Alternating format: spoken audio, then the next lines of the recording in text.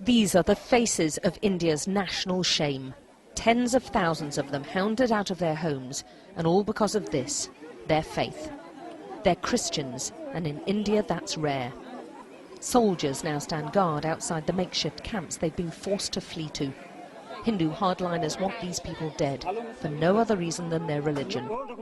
They don't want us filming here. Producer Neville Lazarus is manhandled. Extra paramilitaries are called for backup. They weren't around when the people needed them. The crowd is incensed, urging us to come inside. The area's top official tries to calm them. But these are the same officials the Christians feel failed to protect them. And still they don't feel safe. The camp's been attacked twice. The authorities, they say, just look away. They are stuck in no man's land. They don't feel safe outside of the camp, and yet although they're living under armed guard, so many of them in one place makes them an obvious target. And all the while they believe no one cares and no one is listening. We have nowhere to go, they say. Then one woman cries out for help, help from the international community. All our homes have been destroyed, she says, and the government's just not helping us. Please, can someone help? Their stories are shocking. This woman watched as the Hindu gangs burned her brother alive. Even a nun was gang raped and paraded naked in public. We take Maniyar back to his village for the first time since the attacks, past the church where he used to worship. Hundreds of others have also been destroyed. The killing of a Hindu leader sparked this orgy of violence. Christians were blamed, and Hindu gangs went on the rampage, destroying village after village, house after house. 50,000 Christians have been left homeless.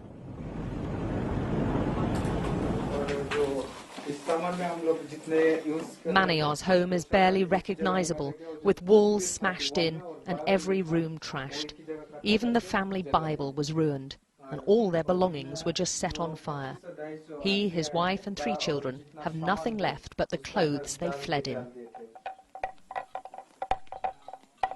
Those remaining say they were forced to convert to Hinduism, often at the end of a gun, or as this woman tells us, with a knife to her throat.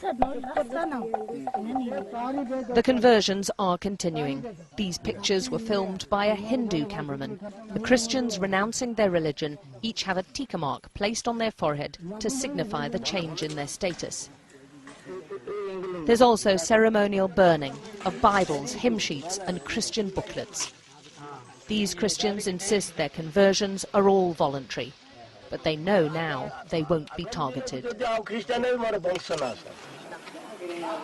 Now, if you want to stay safe in Orissa, you fly a saffron flag. It's the Hindu colour, the sign which says you're not Christian, and the mobs will then pass by and not attack. Displays of Christian faith are simply not tolerated anymore. It's mostly done in secret. Orissa's slowly being ethnically cleansed of its Christian minority. They were looking for me to beat or probably to kill me. That's why I was afraid. I could not live there. In the refuge camps, the tales of cruelty wrought on them is staggering. This woman saw one of her grandchildren, who was paralysed, doused with petrol and set alight. The country's Prime Minister's called this Christian persecution, the worst since independence, a national disgrace. But so far he's been powerless to stop it. Alex Crawford, Sky News, Orissa.